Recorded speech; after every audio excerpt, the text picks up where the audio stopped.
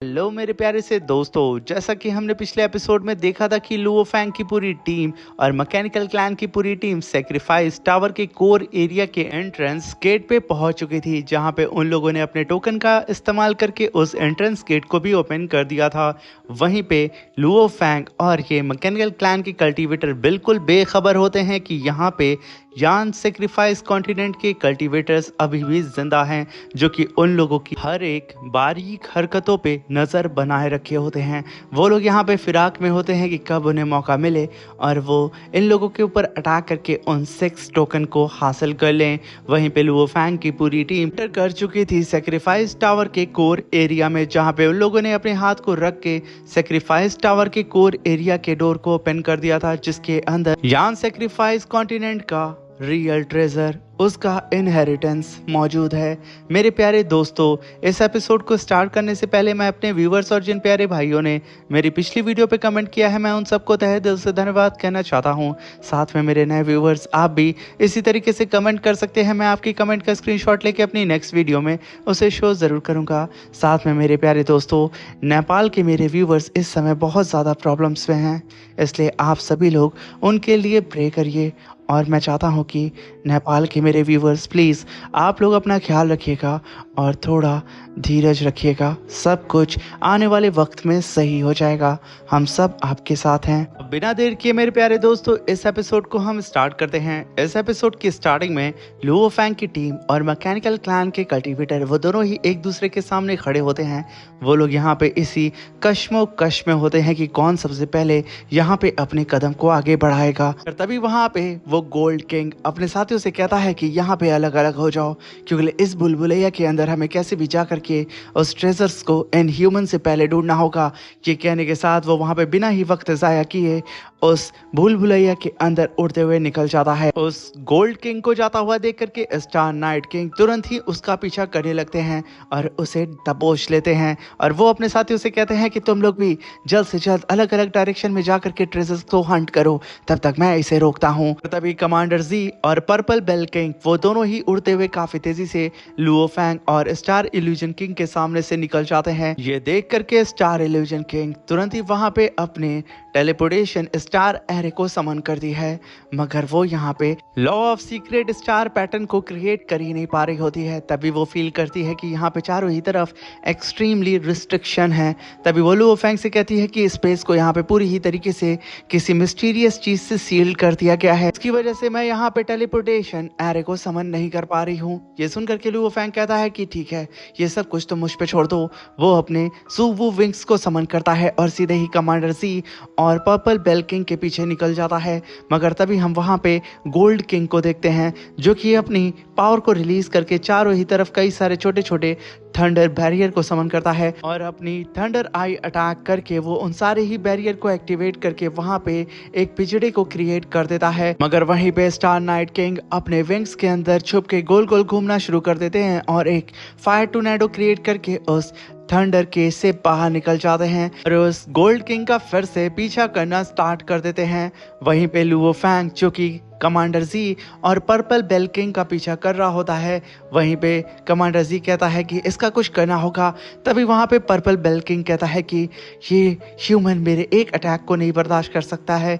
ये कहने के साथ वो स्पीयर फायर टोर्नेडो अटैक समन करता है और सीधे ही लुओ फैंग के ऊपर उससे अटैक कर देता है। मगर तभी लुओ फैंग उस अटैक को अपनी तरफ आता हुआ देख करके अपने सुवो विंग्स की पावर को और भी ज्यादा बढ़ा देता है और थंडर की रफ्तार से वो बहुत ही तेजी से उस स्पीयर टोर्नेडो के बीच के अंदर से लुओ फैंग गुजरना स्टार्ट कर देता है। यहाँ पे हमें साफ साफ लुओ फैंग की रफ्तार दिख रही होती है, जहाँ पे लुओ फैंग तो नज़र नहीं आता है, मगर उसके आसपास एक छोटी सी थंडर हमें दिख रही होती है। लुओ फैंग की स्पीड इतनी ज़्यादा एक्सट्रीम लेवल पे बढ़ चुकी थी, जहाँ पे लुओ फैंग पलक झपकते ही कमांडर जी और पर्पल बेल किंग के बगल से गुजरता है। उन दोनों को ही यहाँ पे यकीन नहीं होता है कि आखिर कैसे वो इतनी तेजी से यहाँ से आगे निकल सकता है। वो लोग भी बहुत ही तेजी से अब लुओ फैंग का पीछा करने लगते हैं उसे पकड़ने के लिए, मगर लुओ फैंग इतना तेजी से भाग रहा होता है कि वो उन लोगों के पकड़ में नहीं आता है। इसलिए वो दोनों ही कल्टीवेटर अलग अलग डायरेक्शन में जाके लुओ फैंग को ढूंढने लगते हैं, मगर लुओ फैंग उनके हाथ से निकल चुका था। तभी हम देखते हैं कि लुओ फैंग एक टनल के पास आके रुक जाता है। उसे वहाँ पे कुछ अलग सी फीलिंग आ रही होती है। जब लुओ फैंग वहाँ पे रुक के देखता है तो वहाँ पे कई सारे यान सैक्रिफाइस कॉन्टिनेंट के कल्टीवेटर्स की डेथ बॉडी पड़ी होती है, जिसे देख करके लुओ फैंग धीरे धीरे करके उस चैम्बर के अंदर जाने लगता है, जहाँ पे लुओ फैंग के सामने 3 ट्रेजर्स रखे होते हैं। और ठीक लुओ फैंग के सामने एक मिस्टीरियस सा एल्डर भी खड़ा होता है, मगर वो एल्डर यहाँ पे कुछ रिएक्ट नहीं करता है। इसलिए लुओ फैंग उसके बगल से जैसे ही गुजरता है, वो एल्डर तुरंत ही भाप में बदल के वहां पे गायब हो जाता है। जैसे ही लुओ फैंग उस यान सैक्रिफाइस कॉन्टिनेंट के 3 ट्रेजर्स के पास आके खड़ा होता है, उन ट्रेजर के चारों ही तरफ डिवाइन लाइट अपीयर हो जाती है, जिसे वहां पे बबाता डिकोड करके लुओ फैंग को बताती है कि इसमें लिखा है कि इस ट्रेजर बॉक्स को सिर्फ यान क्लैन का मेंबर ही ओपन कर सकता है। और साथ में अगर ये ट्रेजर यान क्लैन के मेंबर्स के हाथ रख जाता है, अगर वो जिंदा हैं तो ये ट्रेजर उन्हें फिर से खड़ा होने में मदद करेगा। मगर तभी लुओ फैंग बबाता से कहता है कि इस ट्रेजर को तुरंत ही रख लो, जहाँ पे बबाता तुरंत ही मो यून वाइन से कहती है कि इसे रखो। तभी वहाँ पे मो यून वाइन तुरंत ही बारी बारी करके उन तीनों ही ट्रेजर को अपनी स्पेस रिंग के अंदर रख लेती है। और वहीं पे लुओ फैंग जब उन सारे ही ट्रेजर को लेकर के पलटता है, उसके पीछे कमांडर जी और पर्पल बेल किंग वो दोनों ही एक साथ काफी तेजी से लुओ फैंग के सामने अपीयर होते हैं और चिल्लाते हुए कहते हैं कि यांग, तुम हमें वो ट्रेजर सौंप दो वरना तू मरेगा। यहाँ पे लुओ फैंग एकदम दंग हो चुका था। और यहीं पे सीन शिफ्ट होता और हमें यान सैक्रिफाइस कॉन्टिनेंट के कल्टीवेटर्स को दिखाया जाता है, जहाँ पे एल्डर पू इन सारी ही सिचुएशन को देख करके कहते हैं कि अगर हमारे पास इमरजेंसी टेलीपोर्टेशन एरे ना होता हमारे डिवाइन किंगडम का, तो हम लोग कभी भी इस आपदा से बच नहीं पाते। ये एलियंस हमें बहुत पहले ही पूरी तरीके से ख़त्म कर देते, मगर जब अब ये एलियंस हमारे हाथ लग गए हैं तो हमें इन्हें तुरंत ही ख़त्म कर देना चाहिए। मगर तभी वहाँ पे एल्डर गॉड मास्टर कहते हैं कि ये तो एक ग्रेट अपॉर्चुनिटी है, और साथ में हमारे पास एक ग्रेटेस्ट एडवांटेज भी है, क्योंकि ये सारे ही एलियंस नहीं जानते हैं कि हम लोग भी यहाँ पे प्रेजेंट हैं, जो कि उन्हें ऑब्जर्व कर रहे हैं। फिलहाल के लिए इन्हें आपस में लड़ने दो, और जब ये लोग लड़के एक दूसरे को मार लेंगे, जो बचेगा हम उन्हें मार देंगे और हमारे बारे में भी किसी को कुछ भी पता नहीं चलेगा। वहीं पे सीन शिफ्ट होता है, हमें पर्पल बेल किंग को दिखाया जाता है, जो कि अपने ब्लड डीमन फ्लावर को समन करके लुओ फैंग के ऊपर अटैक कर देता है। लुओ फैंग काउंटर अटैक के लिए मो यून वाइन को समन करता है, जहां पे बबाता लुओ फैंग को बताती है कि लुओ फैंग ये एक पीक मर्क्यूएस लेवल का ब्लड डीमन फ्लावर है, संभाल करके। मगर लुओ फैंग की मो यून वाइन उस डीमन फ्लावर को चारों ही तरफ से कैप्चर करके वहीं पे एक जगह पे सील कर देती है। मगर तभी वहां पे कमांडर जी तुरंत ही गोल्ड किंग को मैसेज दे देता है कि यांग ने यहाँ पे ट्रेजर को हासिल कर लिया है, हम उसे यहाँ पे होल्ड कर रहे हैं, तुम भी जल्द से जल्द यहाँ पे आ जाओ। वहीं पे हम उस गोल्ड किंग को देखते हैं, जैसे ही उसे ये मैसेज मिलता है वो तुरंत ही वापस भागने लगता है। उसे वापस भागता हुआ देख करके स्टार नाइट किंग भी तुरंत ही पलट करके वापस से उसका पीछा करने लगते हैं, मगर उन्हें यहाँ पे समझ में नहीं आता है कि आखिर वो वापस भाग क्यों रहा है। यहाँ पे स्टार नाइट किंग ने और साथ में इस गोल्ड किंग ने पीछे के सारे ही रास्तों को ऑलरेडी पूरी ही तरीके से छान डाला था। पीछे यहाँ पे कोई भी ट्रेजर या फिर कोई भी हिडन नंबर मौजूद ही नहीं था। तभी हम देखते हैं कि लुओ फैंग ने यहाँ पे जैसे ही उस ब्लड डीमन फ्लावर को अपनी मो यून वाइन से पूरी ही तरीके से कैप्चर कर लिया था, वो तुरंत ही उड़ते हुए वहां से भागने की कोशिश करता है। मगर तभी कमांडर जी बीच में लुओ फैंग के आ जाता है और वो अपने मैकेनिकल पपेट को समन करके काफी powerful laser beam attack Luo Fang के ऊपर कर देता है। यहाँ पे लुओ फैंग जरा सा भी तैयार नहीं था इस अटैक के लिए, मगर वो वक्त रहते ही तुरंत साइड हट करके उस लेजर बीम अटैक को वहां पे डॉज कर देता है। मगर तभी वहां पे कई सारे और मैकेनिकल पपेट्स अपीयर होते हैं और लुओ फैंग के ऊपर लगातार लेजर बीम अटैक करने लगते हैं, मगर वो सारे ही अटैक लुओ फैंग को छू नहीं पाते हैं। ये देख करके कमांडर सी अपनी पावर को और भी ज्यादा बढ़ा देता है, जिसकी वजह से अब लुओ फैंग को बहुत दिक्कत होने लगती है उन सारे ही लेजर बीम अटैक से बचने में। जहां पे कुछ अटैक लुओ फैंग के फेस को और उसके बॉडी आर्मर को जाकर के हिट करते हैं, जहां पे हल्के फुल्की चोट अब लुओ फैंग को लगने लगती है। वहीं पे वो डीमन फ्लावर वाइन्स अपने आप को मो युन वाइन से आज़ाद कर लेती है। वो भी तैयार हो चुकी थी लुओ फैंग के ऊपर काउंटर अटैक करने के लिए। ये देख करके लुओ फैंग तुरंत ही वहां सतर्क होकर के भागने की कोशिश करता है, मगर तब तक वहां पे एंट्री हो चुकी थी स्टार इल्यूजन किंग की, जो कि सीधा ही कमांडर जी और उस पर्पल बेल किंग के बीच में एक स्पेस को क्रिएट करती है और लुओ फैंग से कहती है कि जल्दी करो, अब यहाँ से निकलने का टाइम आ चुका है। अभी वहां पे लुओ फैंग बिना ही वक्त जाया किए उस छोटे से स्पेस का सहारा लेकर के स्टार इल्यूजन किंग के साथ वहां से भागने लगता है, क्योंकि लुओ फैंग के हाथ में जैसे ही ये ट्रेजर लगा था, लुओ फैंग ने ऑलरेडी स्टार इल्यूजन किंग को ये इन्फॉर्म कर दिया था। और तभी हम देखते हैं कि लुओ फैंग का पीछा वो दोनों ही मैकेनिकल क्लैन के कल्टीवेटर करने लगते हैं, मगर तभी वहां पे स्टार इल्यूजन किंग एक बम को लेकर खड़ी होती है और जैसे ही वो दोनों कल्टीवेटर पास आते हैं, स्टार इल्यूजन किंग ने वहां पे एक ब्लास्ट कर दिया था। ये देख करके वहां पे वो दोनों ही कल्टीवेटर अपनी पावर का इस्तेमाल करके स्टार इल्यूजन किंग के बम ब्लास्ट को अपने ब्लैक होल के अंदर सॉलो करने लगते हैं। मगर ये अटैक इतना ज़्यादा खतरनाक था कि उन लोगों को भी यहाँ पे दिक्कत का सामना करना पड़ रहा होता है। मगर तभी वहाँ पे स्टार इल्यूजन किंग कहती है कि यहाँ पे कुछ पल के लिए तुम्हारा समय थमने वाला है। ये कहने के साथ वो बहुत ही तेज़ी से लुओ फैंग के साथ वहाँ से भागने लगती है, जहाँ पे लुओ फैंग ने अब स्टार नाइट किंग को भी इन्फॉर्म कर दिया था कि उसके हाथ ट्रेजर लग चुका है। वहीं पे कमांडर जी तुरंत ही अपने कई सारे पपेट्स को समन करता है और उसने अपने सामने मौजूद सारे ही टनल के अंदर अपने पपेट्स की फौज को बिछा दिया था, जहाँ पे लुओ फैंग और स्टार इल्यूजन किंग के चारों ही तरफ अब मैकेनिकल पपेट्स आ चुके थे और लुओ फैंग और स्टार इल्यूजन किंग उन पपेट्स के बीच में कैद हो चुके थे, जहाँ पे वो सारे ही puppet combined attack Luo Fang और उसकी टीम के ऊपर कर देते हैं। यहाँ पे लुओ फैंग ने सुवु विंग के अंदर स्टार इल्यूजन किंग को और खुद को अंदर कैद कर लिया था, जिसकी वजह से वो बहुत ही आसानी से इस पावरफुल कंबाइंड अटैक से खुद को और स्टार इल्यूजन किंग को वहाँ पे बचा लेता है। जैसे ही वो लोग पीछे हटते हैं, हम देखते हैं कि कमांडर जी और पर्पल बेल किंग वो दोनों ही काफ़ी तेज़ी से लुओ फैंग के ऊपर अटैक करने आ रहे होते हैं। वहीं पे दूसरी साइड में लुओ फैंग की तरफ कई सारे मैकेनिकल पपेट कंबाइंड अटैक अब लुओ फैंग के ऊपर करने के लिए तैयार हो चुके थे।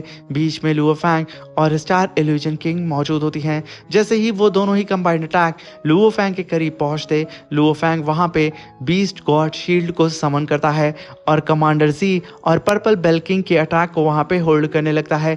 वहीं पे स्टार इल्यूजन किंग कई सारे मल्टीपल पोर्टल्स को समन करती है और उन सारे ही मैकेनिकल पपेट्स के अटैक को वहां पे अलग अलग डायरेक्शन में रिफ्लेक्ट करने लगती है। यहाँ पे कोई भी अटैक लुओ फैंग और स्टार इल्यूजन किंग को हिट नहीं कर पा रहे होते हैं।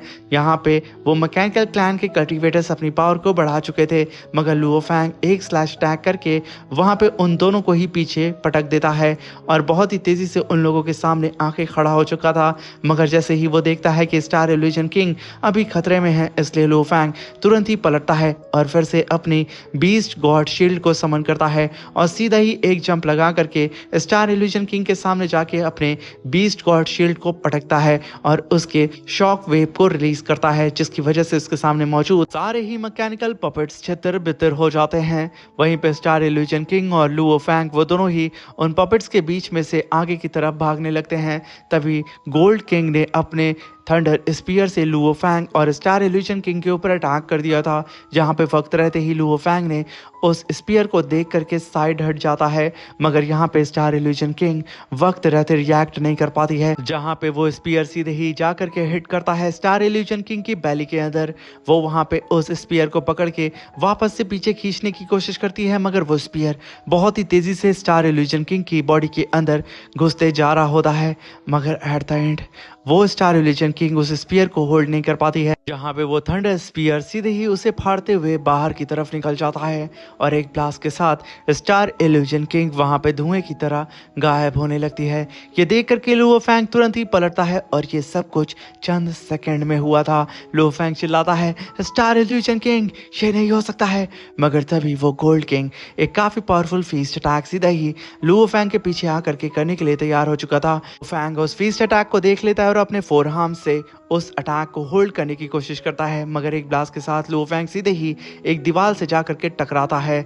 मगर तभी हम देखते हैं कि वो गोल्ड किंग यही नहीं रुकता है, वो तुरंत ही अपने स्पीयर को वापस से बुलाता है और अपने स्पीयर की पावर को फुल तरीके से चार्ज करता है और उसके अंदर पूरी ही तरीके से थंडर लॉ को एक्टिवेट करके सीधा ही काफ़ी पावरफुल अब अटैक लुओ फैंग के ऊपर करने चला जाता है। लुओ फैंग वक्त रहते ही अपनी सुवो विंग्स को अपने सामने एज अ प्रोटेक्शन रख देता है और वो उसके अंदर छुप जाता है। जैसे ही वो स्पीयर आकर के लुओ फैंग को हिट करता है, वहाँ पे काफ़ी बड़ा ब्लास्ट होता है, मगर यहाँ पे गोल्ड किंग की हवा टाइट हो चुकी थी। उसे यकीन नहीं होता है कि उसने यहाँ पे अपनी फुल पावर से ये इस स्ट्राइक की पावर इतनी खतरनाक थी कि हाई लेवल का किंग कल्टीवेटर तुरंत ही इस स्ट्राइक के अटैक को फेस करते ही मारा जाता।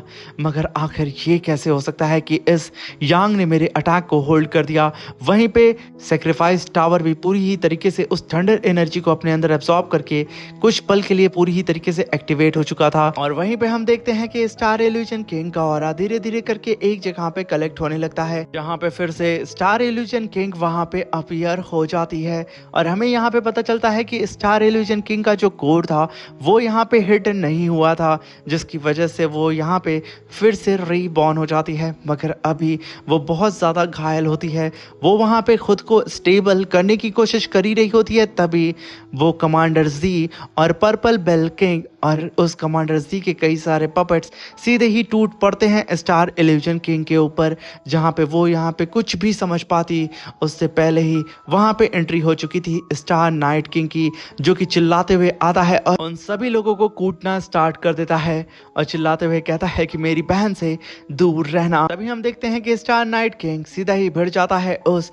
गोल्ड किंग से, जहाँ पे उन दोनों की ही बड़ी खतरनाक बैटल स्टार्ट हो जाती है, जहाँ पे कभी स्टार नाइट किंग अपने फुल अटैक के साथ सीधे ही उस गोल्ड किंग के ऊपर अटैक करता, मगर वो गोल्ड किंग यहाँ पे स्टार नाइट किंग के सारे ही अटैक को डॉज कर ले रहा होता है और यहाँ पे इन दोनों की पावर भी बिल्कुल सिमिलर होती है। इसलिए यहाँ पे इस फाइट का नतीजा भी कुछ भी निकल के नहीं आ रहा होता है, क्योंकि ये दोनों ही एक दूसरे के पावरफुल मूव को बड़े ही आसानी से अपनी फास्ट स्पीड के साथ डॉज कर रहे होते हैं। वहीं पे वो गोल्ड किंग अपने स्पीयर से फिर से अटैक करता है स्टार नाइट किंग के ऊपर, मगर बीच में वहां पे स्टार इल्यूजन किंग आती है और अपने ब्लैक होल को समन करती है और सीधा ही उस गोल्ड किंग के अटैक को अपने ब्लैक होल के अंदर वापस से समन कर लेती है। इस चीज के बारे में तो यहाँ पे इस गोल्ड किंग को भी कुछ समझ में नहीं आता है। तभी वहां पे स्टार नाइट किंग तुरंत ही अपनी बहन के ब्लैक होल के अंदर एंटर कर जाता है और वो तुरंत ही टेलीपोर्ट होकर के उस गोल्ड किंग के पीछे आ रहा होता है। यहाँ पे गोल्ड किंग सोचता है कि वो बड़े ही आसानी से अब इस स्टार इल्यूजन किंग को मार सकता है। वो अपने स्पीयर से सीधे ही स्टार इल्यूजन किंग के ऊपर अटैक करने के लिए चला जाता है, मगर उससे पहले ही पीछे अपीयर हो चुका था स्टार नाइट किंग, जो कि लगातार मल्टीपल अटैक बहुत ही तेजी से अलग अलग बोटल्स के जरिए गोल्ड किंग के ऊपर किया जा रहा होता है, जहां पे उसकी मदद उसकी स्टार इल्यूजन किंग सिस्टर कर रही होती है। तभी हम देखते हैं कि वो दोनों ही भाई बहन काफी पावरफुल फीस्ट अटैक सीधे ही दे मारते हैं उस गोल्ड किंग के ऊपर, जिसकी वजह से वो छटक के पीछे जाके गिरता है, मगर उसने अपने स्पीयर से खुद को गिरने से संभाल लिया था।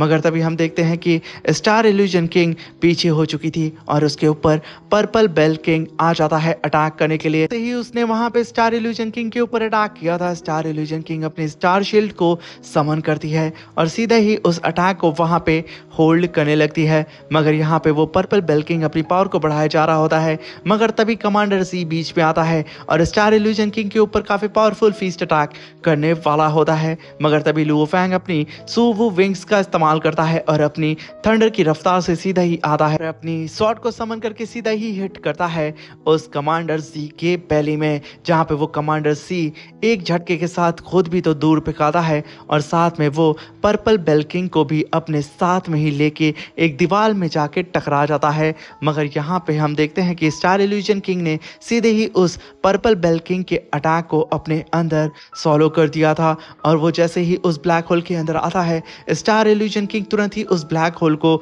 उठा करके फेंक देती है कमांडर जी और पर्पल बेल किंग के ऊपर। कमांडर जी के पपेट लुओ फैंग की टीम के ऊपर अटैक करने के लिए आ रहे होते हैं। वो सब के सब अब स्टार इल्यूजन किंग के अटैक के चपेट में फंस चुके थे, जहां पे काफी बड़ा ब्लास्ट होता है और वो सब के सब छितर बितर हो जाते हैं। मगर तभी स्टार नाइट किंग चिल्लाते हुए लुओ फैंग और अपनी बहन से कहता है कि मैं यहाँ पे गोल्ड किंग को होल्ड कर रहा हूँ, यही सही मौका है, तुम लोग यहाँ से भाग जाओ और मैं जल्द ही तुम लोग से मिलूंगा। ये सुनते ही वो दोनों ही काफी तेजी से उड़ते हुए वहां से भागने लगते हैं। इसी के साथ मेरे प्यारे दोस्तों, ये शानदार सा एपिसोड खत्म होता है। Thank you for watching. Bye bye. Take care. Love you all.